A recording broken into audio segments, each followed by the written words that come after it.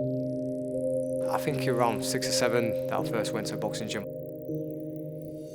My dad took me down Eastleigh to an amateur boxing club on York Road, and I remember going in there and there were two lads sparring away, and it was quite a busy gym, and I just got addicted from then on. All my life's always been centred around boxing. Even in school days, all my mates know me as Josh the Boxer, Josh the Warrior. So yeah, the boxing's just been a massive part of my life.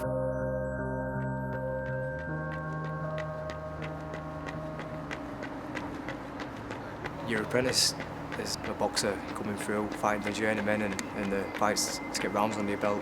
That feels like forever, and titles seem so far away.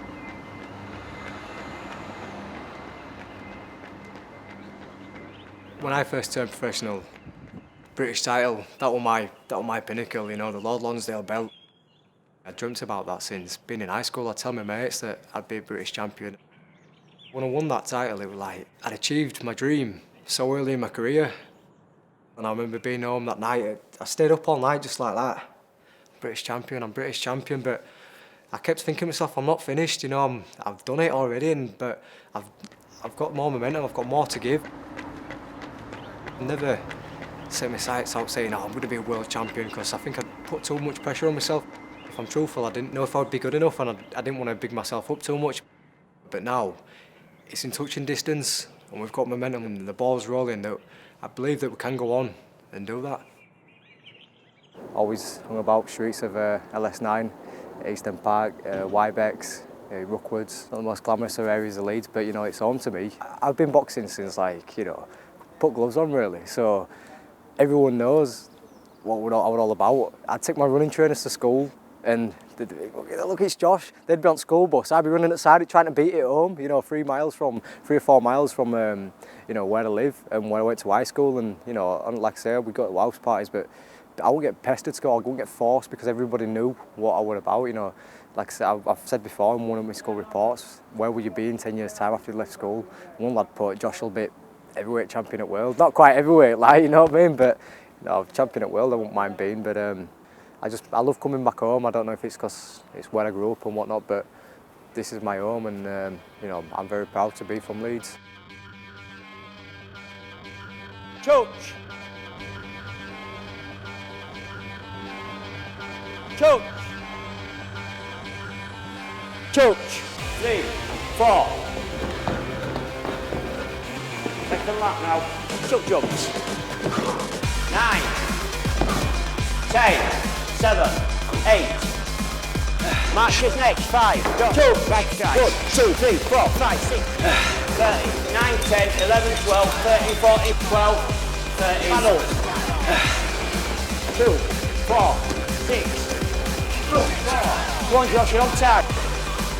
Well in, 30.39. Ooh. That's your new best time. Thank you.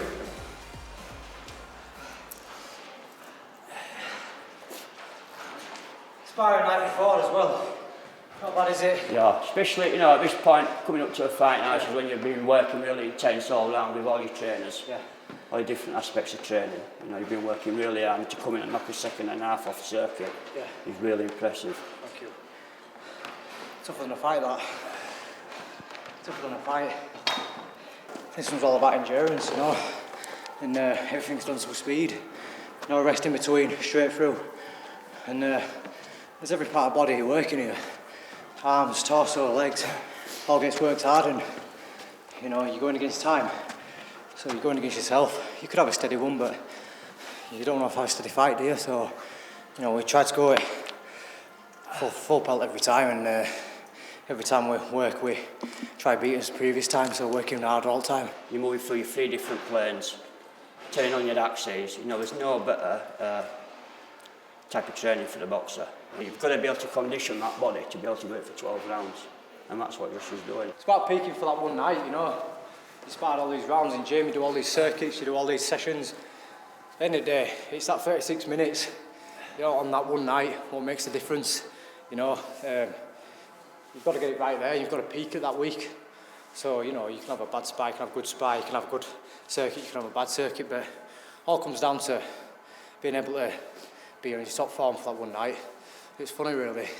10, 12 weeks comes down to, you know, an hour's work, but it's the sport we're in. It's what we do. That's why we love it.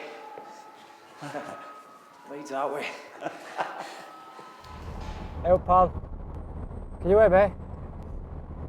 Where are you? Oh, you're Seacroft. All right, I'm about 5-10 minutes away. Top man. Just the casual boxing fan, they don't realise that you still deliver tickets. I mean, promoters put the shows on, but it's a fighter's job to sell tickets, and you know, otherwise you're fighting on away shows all the time. I've always done it, even when one just fighting in Leeds. Go out and meet the people, and if they're spending money on coming to watch you fight, then I don't see why I ain't got 5 or 10 minutes to speak to them and, you know, show a bit of appreciation for the support. This is the LS9 area, and this is where I grew up, all around here. Here is where I started off my boxing career. This big building there. So we started off East Leeds Amateur Boxing Club. There it is, that day.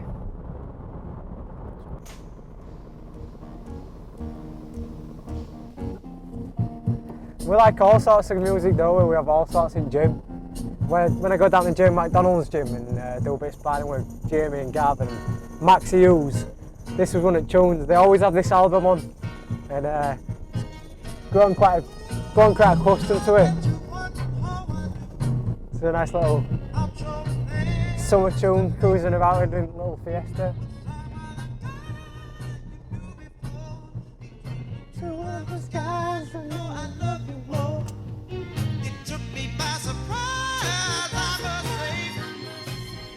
So these are them last couple what you were after, wasn't it? Oh yeah, sound pal. So they're them 40s. Yeah. No worries, mate. If you need any more, He's in there. I think there's another 100. Sorry. They'll look for it. He's in for it, mate. Can't wait. Everybody's mental for it, aren't they? Yeah, So, yeah. Just make sure you get voice, make plenty of noise, make it intimidating for him, and that's what we want. they're not going to know an atmosphere like it when it comes No, this time. I mean, no. you're talking, what, 9,500 nut jobs? Yeah. It's going to be a right atmosphere, Yeah, isn't it? So yeah. everybody's behind you now. So Ladies and gentlemen, from Leeds, England, Josh Warrington.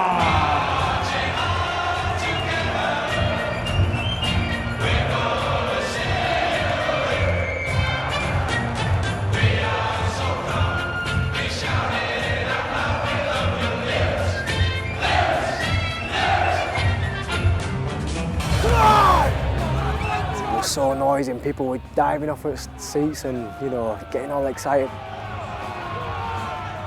Further spot 105, everyone bouncing, going nutty, arms up in the air, everybody screaming, shouting your name. They're as up for it as I am.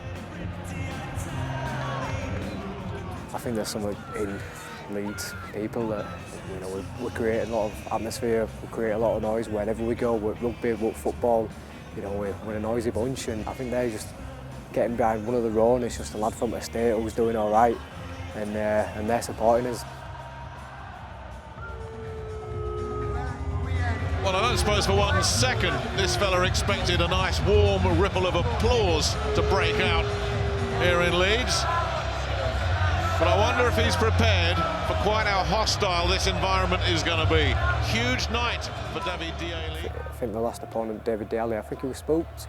You know, I watch that back, and I'll watch as he's about to walk to the ring, and he's looking up at the crowd, and obviously they're not in ring with me, but he's looking up at the crowd and he's thinking, what have I come into here, you know? And he gets in the ring and he don't want to look up, you know, he don't want to look up, and I think he can spook an opponent. It's an intimidating atmosphere to come into. And